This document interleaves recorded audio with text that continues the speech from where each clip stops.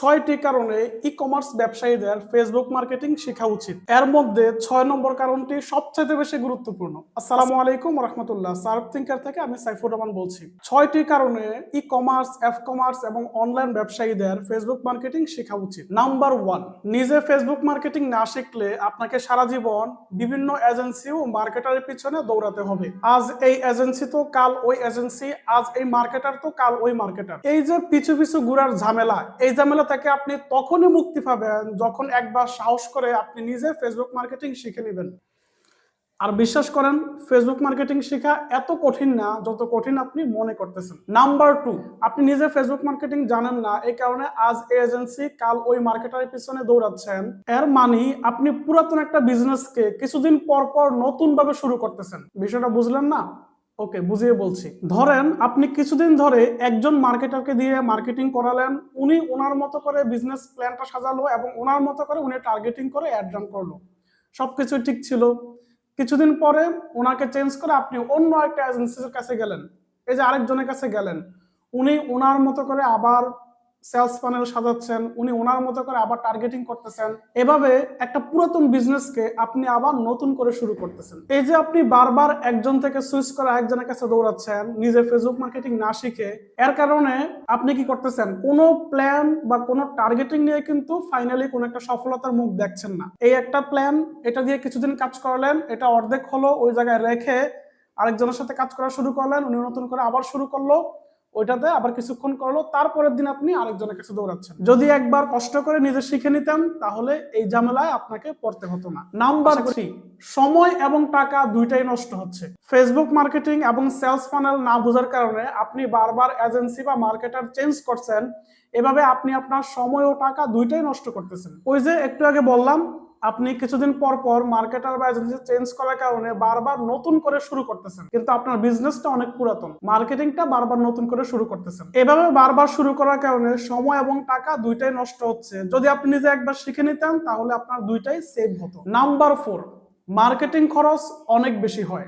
আপনি নিজে Facebook marketing না জানার কারণে এজেন্সি ফি দিচ্ছেন, অথবা প্রতি ডলারে মার্কেটারকে 20 থেকে 30 টাকা বেশি দিচ্ছেন। আপনি একবার চিন্তা করে দেখেন, যদি নিজে একবার শিখে নিতেন তাহলে প্রতিবারেই কিন্তু আপনার এই 20 থেকে 30 টাকা বা প্রতি মাসে মোটা অঙ্কের এজেন্সি ফি এটা কিন্তু বেঁচে যেত। নাম্বার 5, সেলস নিয়ন্ত্রণে না থাকা। নিজে মার্কেটিং জানলে অনেকভাবে প্ল্যান করা যায়, সেটাকে বাস্তবায়ন করা যায়, কিন্তু অন্য আরেকজনকে দিয়ে মার্কেটিং করালে এবং নিজে তার কিছুই না বুঝলে সেটা আসলে করা যায় না। আমি কিছু উদাহরণ দিচ্ছি, তাহলে আপনি বুঝতে পারবেন। যেমন আপনার গোডাউনে 500 পিস মাল আছে, আপনি আগামী 30 দিনের মাঝে এগুলো সেল করতে চাচ্ছেন। এখন প্রতিদিন কত পিস করে সেল করবেন এবং কত ডলার বাজেট করতেছেন, ডলারের বিপরীতে প্রতিদিন লাভ হচ্ছে নাকি লস হচ্ছে, এই যে ক্যালকুলেশন গুলা, ডলারের খরচের সাথে অ্যাডজাস্ট করা, প্রতিদিন মিলিয়ে মিলিয়ে দেখা যে আমি কি লাভ করতেছি নাকি লস করতেছি, এই বিষয়গুলা কিন্তু আপনি যখন আরেকজনকে দিয়ে করাবেন এবং নিজে বুঝবেন না, তখন খুব সহজে বের করতে পারবেন না। এভাবে মাস শেষে গিয়ে আপনি হিসাব করে দেখবেন যে আপনার অলরেডি অনেক লস হয়ে গেছে। নাম্বার 6,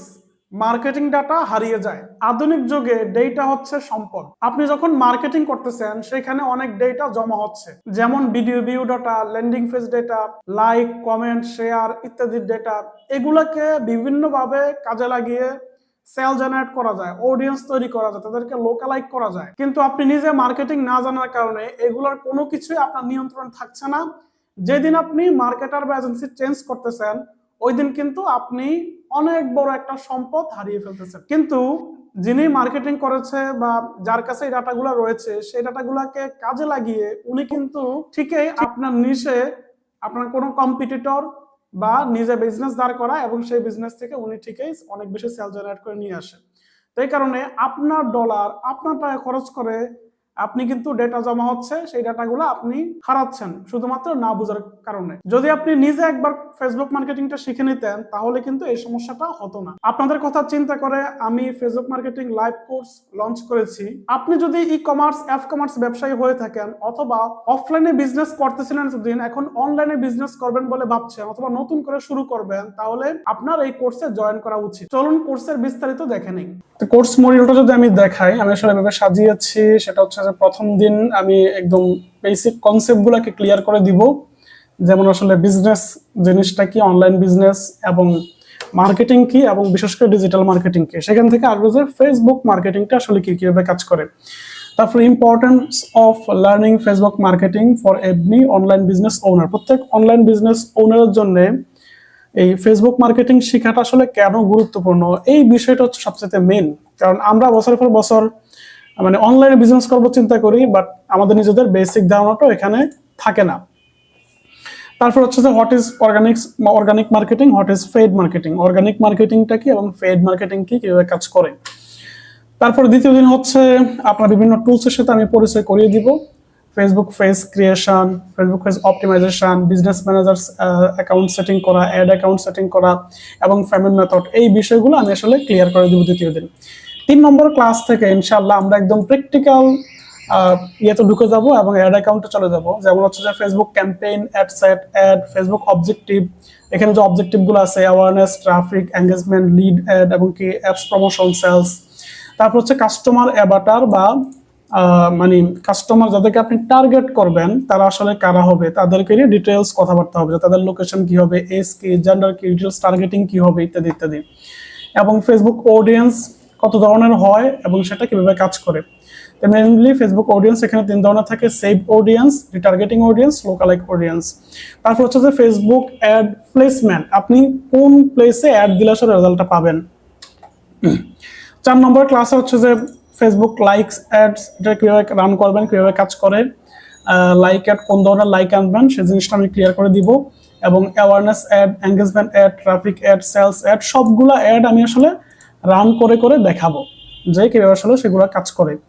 তারপর হচ্ছে যে 5 নম্বর ক্লাসে আসবে যে অ্যাডভান্টেজ ক্যাম্পেইন বাজেট, মানে এই ক্লাসটা থাকবে মেইনলি বাজেট অপটিমাইজেশন নিয়ে। তো advantage campaign budget, AB testing, ঠিক আছে। তারপর হচ্ছে যে বাজেট অপটিমাইজেশন, এখানে এবিইউ ভার্সেস সিবিইউ একটা কনসেপ্ট আছে। যেমন ধরেন আমরা চাইলে আমাদের অ্যাড সেটেও বাজেটটা দিতে পারি এবং আমরা চাইলে আমাদের ক্যাম্পেইনেও বাজেট দিতে পারি। তো কোন সময় আমরা অ্যাড সেটে বাজেট দিব, কোন সময় ক্যাম্পেইনে বাজেট দিব, এটা নিয়ে একটা ক্লিয়ার ধারণা ইনশাল্লাহ হয়ে যাবে। তারপর হচ্ছে সিপিআরজি, মানে কস্ট পার রেজাল্ট গুড। আপনি চাচ্ছেন যে আপনার যে প্রোডাক্ট সেটা প্রতিটা $2 সেল করতে, তাহলে আপনি যা চাচ্ছেন সেটা ফেসবুকে কিভাবে বুঝিয়ে দিবেন। $2 সেল হবে এটার অপশনও কিন্তু ফেসবুকে আছে, $2 বা আরো কম আরো বেশি আপনি যেটা চান, ঠিক আছে, জাস্ট সেটা যুক্তিসঙ্গত হলেই হলো। এবং হাইয়েস্ট ভলিউম সেটা কিভাবে কাজ করে, ক্যাপ কিভাবে কাজ করে, এই বাজেট অপটিমাইজেশন নিয়ে একটা ক্লাস থাকবে। আপনি যদি এইটাও করেন তাহলে আসলে আমি কি বলবো, আপনি যে ডলারগুলো নষ্ট করতেছেন সেই ডলারগুলো কিন্তু এখান থেকে রিটার্ন মানে নষ্ট হওয়া থেকে আপনি বাঁচাতে পারবেন ইনশাআল্লাহ।